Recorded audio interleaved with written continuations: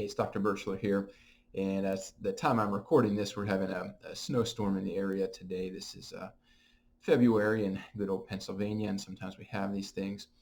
And I just was thinking this morning of reflecting on some folks who've been in vehicle-related accidents. And of course, those are more common in the snow, but sometimes you have, for whatever reason, a deer, this or that, you swerve. And I've had people flip cars and all kinds of stuff.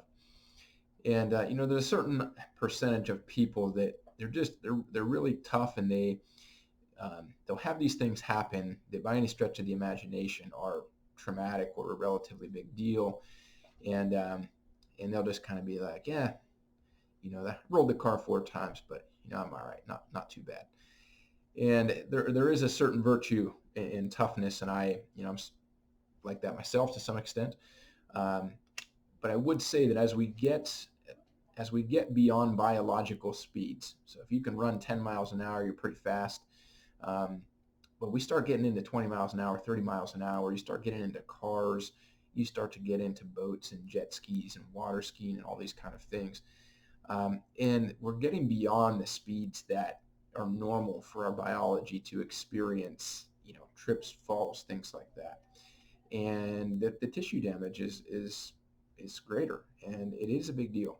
It is a big deal to have a vehicle crash. It is a big deal to have a boating accident. It's a big deal to roll a car over several times. There's just things that would never happen in the normal biological movement patterns and at those speeds.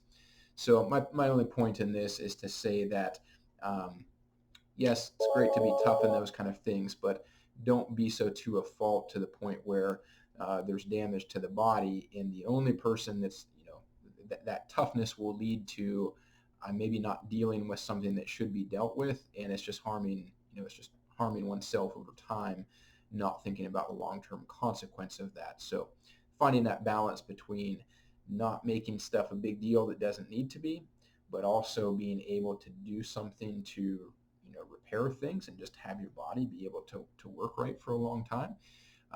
No shame in that. And chiropractic is a cool thing because it just, you're not sick or something like that, but it's taking your body and the stuff that happens in life with work and vehicles and sports and all this kind of stuff, and saying, let's do something, get that closer to where it could be or where it normally is, so you can have the best life you can for as long as you can. Thanks for watching. I hope this helps.